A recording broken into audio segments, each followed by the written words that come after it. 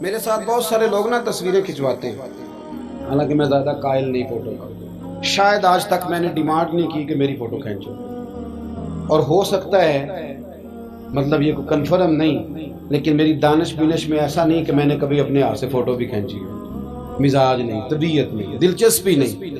لیکن میرے گاؤں کا ایک موچی ہے، جوتے گانٹتا ہے، اس شخص نے 4 بیٹیاں بیائی ہیں جوتے گانٹ کے، اور میرے ابا جی بتایا کرتے تھے کہ جن دنوں نا دھیلا چونی جوتا گانٹنے، اب تو جوتے کوئی گنڈواتا ہی نہیں، اب تو گانٹنے کا رواج نہیں، اب تو بچے نئے ہی لیتے ہیں، تو جوتا گانٹنے کے لیے جب اس کو دیتے تھے تو چونی اگر اس کی ہوتی تھی نا تو اس کو کہتے تھے نا روپیہ تو رکھ لے، تو کہتا کیوں رکھوں جی، میری چونیاں تو میں نے چونی لے لی، اور ناراض ہو جاتا تھا۔ 4 بیٹیوں کی شادی کی ہے اس نے، پھر اللہ نے اسے عمرہ بھی کرایا، اور آج بھی وہیں بیٹھا ہے۔ تو میں جب گاؤں جاتا تو میں کہتا ہوں چاچا میں تیرے ساتھ تصویر کھنچوانی ہے، تو مجھے کہتے ہیں پتر میرا تے منہ بھی نہیں تو پیا میرے ساتھ فوٹو، تو میں کہتا ہوں یار تو ایک انسان ہے، تو ایک مثال ہے، جس بندے نے ہاتھ پھیلانے سے نفرت کی ہو، اب تو چندہ ہی چندہ رہ گیا، چندہ ہی چندہ، اس کے علاوہ اللہ معاف کرے کوئی دوسری شے۔ میں گلاسکو میں تھا تو مجھے ایک صاحب کہنے لگے آپ نے کوئی اعلان چلان نہیں کرنا، مدرسہ نہیں ہے؟ میں نے کہا مدرسے بڑے ہیں پر اللہ کا فضل ہے، کیونکہ وہ نبی کریم کے نام کے ہیں تو ہمیں کبھی کمی کوئی نہیں آئی، کبھی نہیں کمزوری آئی، رونے کا مزاج بھی نہیں، وہ چل رہا ہے مدرسہ۔ تو میں نے کہا آپ کیا سمجھتے ہیں جو یہاں آیا ہے وہ چندے لے نہیں آیا ہے؟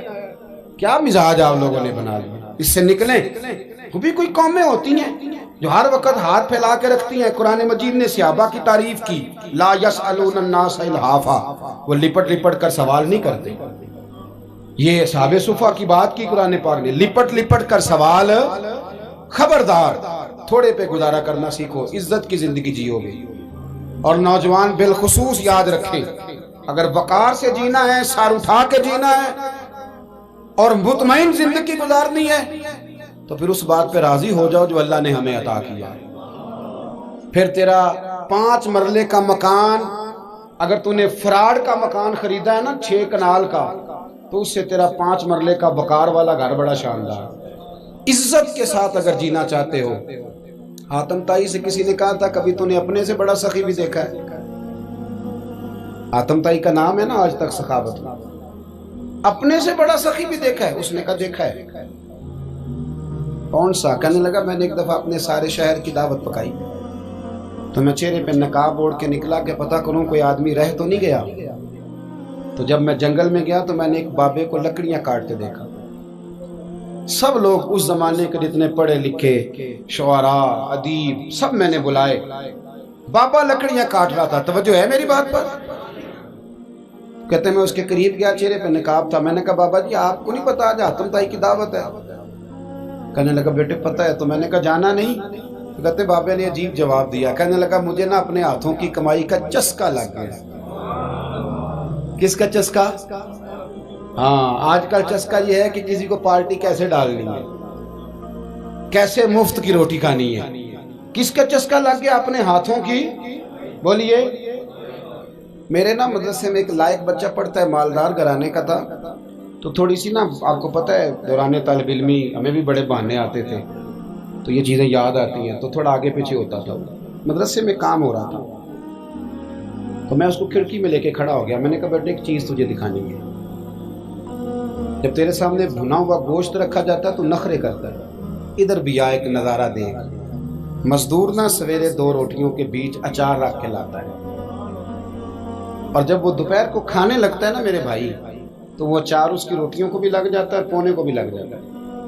لیکن جب دوپہر کا وقت ہوتا ہے تو مٹی سے لتھڑے ہوئے ہاتھ پہلے وہ جا کے ٹوٹی پہ دھوتا ہے، پھر وہ کیا کرتا ہے کہ وہ پانی کا پیالہ خود بھر کے رکھتا ہے، توجہ میری بات پہ رکھیں، پھر وہ زمین پہ بیٹھتا ہے، اور جب وہ پونا کھولتا ہے نا، کبھی اسے کھاتے ہوئے دیکھو، یوں محسوس ہوتا ہے کہ دنیا کی ساری نعمتیں اس کے سامنے پڑی ہوئی ہیں، اور ٹیبل پر بیٹھ کر 22,000 کی روٹی کھانے والے اتنا شکر ادا نہیں کرتے جتنا وہ بندہ شکریہ ادا کرتا ہے۔ یا اللہ تیرا شکر ہے، یا اللہ تیرا شکر ہے۔ اور ان کو لفظ نہیں سیدھے پڑھنے آتے، ویسے بھی لفظ تاثیر سے بنتے ہیں، تلفظ سے نہیں۔ اہل دل آج بھی ہیں اہل زبان سے آگے. صحیح تلفظ نہیں ادا کرنا آتا، لیکن جب وہ ہاتھ باندھ کے کہتے ہیں نا یا اللہ تیرا شکر ہے، تو یوں محسوس ہوتا ہے کہ روٹی تو اس بندے نے کھائی ہے. کھانا تو، ورنہ شادی کے موقع پر اتنا کھایا نہیں جاتا جتنا تباہ کیا جاتا ہے، کیونکہ مفت کا ہوتا ہے نا، مفت کا. تو یاد رکھیں محنت کی کمائی ایک حسن ہے، ایک وقار ہے. وہ جو بندہ 50 لاکھ روپیہ مہینے کا یا سال کا کماتا ہے وہ تو دیکھتا بھی نہیں بیچارہ پیسوں کو. وہ بینک میں آئے اور بینک سے ہی ساری زندگی اپنی دولت دیکھ سکتا، لیکن جو 600 روپیہ دیہاڑی لیتا ہے نا، اس کو جب شام کو ملتی ہے تو 3 دفعہ ہاتھ صاف کرتا ہے اور 3 دفعہ بسم اللہ شریف پڑھتا ہے اور پھر وہ جیب میں ڈالتا ہے. پھر وہ حساب کرتا ہے کہ 50 کہاں لگانے ہیں، 60 کہاں. تو خودداری سے جیو، باوقار رہو گے، باعزت رہو گے. حاتم طائی کہتے ہیں مجھے کہنے لگا کہ مجھے ہاتھوں کی کمائی کا چسکا لگ گیا ہے، اب مفت کے دسترخوان پر مجھے مزہ نہیں آتا. تو کہتے ہیں میں تو بس اس کا فدائی ہو گیا. جب میں واپس آنے لگا تو اس نے مجھے آواز دی. میں واپس پلٹا تو کہنے لگا بیٹا آپ بھی دعوت پہ جا رہے ہیں؟ میں نے کہا ہاں. تو اس نے مجھے 5 دینار نکال کے دیے. کہنے لگا یہ لے جاؤ، حاتم طائی کو نہ دینا، وہاں جو آدمی لنگر پکا رہا نا اسے دے دینا. یار بڑے بڑے لوگوں نے روٹی کھانی ہے، چلو میرا بھی حصہ پڑ جائے گا. تو حاتم طائی کہتے ہیں میں گھوڑے سے گر گیا، چہرے سے کپڑا اٹھایا اور میں نے کہا بابا میرے سینے سے لگ، میں تو امیر ہو کے سخی ہوں نا، تو غریب ہو کے بڑا سخی ہے. آج سمجھ آئی ہے تیری سخاوت کی. پڑھیے نا حدیث پاک. حضرت انس بن مالک کہتے ہیں ایک شخص نے آ کے کہا یا رسول اللہ کچھ دیجئے. حضور مجھے کچھ بولیے. اور میرے محبوب کا دروازہ وہ ہے کہ جہاں سے کبھی کوئی خالی گیا ہی نہیں. حضور کچھ دیجئے. تو نبی کریم علیہ السلام نے آج الگ بات کر دی، فرمایا تیرے پاس کچھ بھی نہیں؟ اس نے کہا حضور میرے گھر میں ایک پیالہ ہے اور ایک کمبل ہے اوڑھنے کا. اتنا غریب کو بندہ اس وقت بیٹھے محفل میں جس کے گھر میں ایک ہی پیالہ ہو.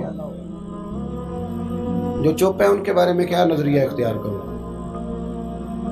کوئی ایسا غریب جس کے گھر میں ایک ہی پیالہ ہو، صرف ایک ہی کمبل ہو. لیکن یہاں بیٹھے میرے سمیت ہر تیسرے بندے کو آپ پوچھ لیں کہ حالات کیا ہیں تو کہے گا دعا کرو. بڑی مشکل ہے. اتنا غریب کوئی بندہ موجود ہے، لیکن آپ کسی کو پوچھ لیں وہ کہے گا جی بس دعا کریں. کوئی ایسا پیر مل جائے جو مجھے اللہ دین کا چراغ دے دے تاکہ نوٹ کسی طریقے آ جائے. اور وہ نعت خاں جو کہتا ہے کہ کون دیتا ہے دینے کو منہ چاہیے، دینے والا ہے سچا، وہ بھی کہتا ہے پہلے 25,000 دو. کوئی تو سٹیج پہ تو کہہ رہا تھا حضور دیتے ہیں، اور یہاں جب تک تیرے اکاؤنٹ میں نہ جائیں تیرا کام ہی نہیں چلتا. عجیب تماشا ہے نا. ایک صاحب نے بڑی دور سے مجھے فون کیا، کہنے لگے ٹائم دے دیں. میں نے کہا جی میں آ جاؤں گا، فارغ ہوتا ہوں تو آ جایا کرتا ہوں، مسئلہ نہیں ہے، ہم اتنے بڑے لوگ ہی نہیں، آ جائیں گے. کہنے لگا جی آپ بتائیں مطلب اکاؤنٹ نمبر دے دیں. میں نے کہا یار آپ نے غلط جگہ فون کر لیا، میں نے تو بتایا کہ وہ تو بڑے لوگ ہوتے ہیں، تو ہمیں پتہ ہے اپنی حیثیت کا، انشاءاللہ حاضر ہو جائیں گے، آپ سے بات ہوگی. کہنے لگے نہیں آپ کو تو کچھ بتانا ہی پڑے گا، کچھ بتائیں کچھ بتائیں. میں نے کہا کچھ بھی نہیں، میں انشاءاللہ حاضر ہوں گا. اللہ نے مجھے توفیق دی ہے، میں شام کو بڑی زبردست کھانا اپنے بچوں میں اچھا بیٹھ کے کھاتا ہوں. ایک گاڑی ہے جس پہ سفر کرتا ہوں، اگرچہ مکان میرا 2 کمروں کا ہے، پر کبھی اللہ تعالیٰ نے میرے دل میں یہ تمنا پیدا نہیں کی کہ کوئی بہت بڑا ہو تو گزارا صحیح ہو. میں بڑی اطمینان بخش زندگی گزارتا ہوں، تو میں آ جاؤں گا. کہنے لگے نہیں تہاڈی مہربانی کچھ دسو. میں کہا 3 کروڑ روپیہ دے چاہے. کتنا جی؟ اللہ جانتا ہے ہنسانے کے لیے بات نہیں کر رہا، اور مسجد میں اونچا ہنسے بھی نہ. کتنے دیں؟ جی یہ تو آپ نے کیا کہہ دیا. میں نے کہا یار اگر میں نے اپنے لفظ ہی بیچنے ہیں تو اب میں 25-40 ہزار میں بک جاؤں. تو میں تو سمجھتا ہوں کہ نبی پاک کا فرمان بڑا قیمتی ہے، تو ریٹ لگاؤں تو میری حیثیت یہ ہو کہ 40,000 روپیہ.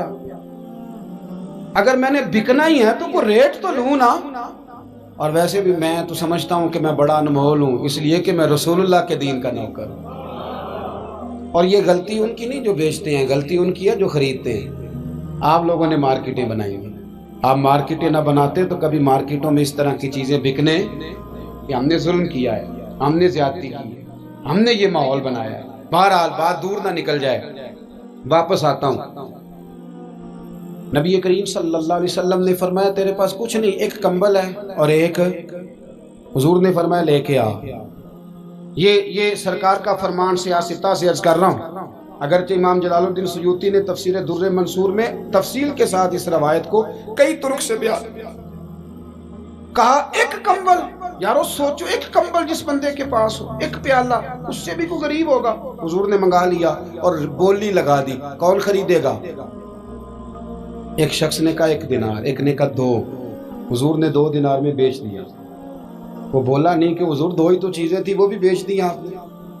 اللہ کے رسول نے فرمایا 1 دینار کا کھانا لے جاؤ اور 1 دینار کا کلاڑا خرید کے لاؤ۔ وہ لائے۔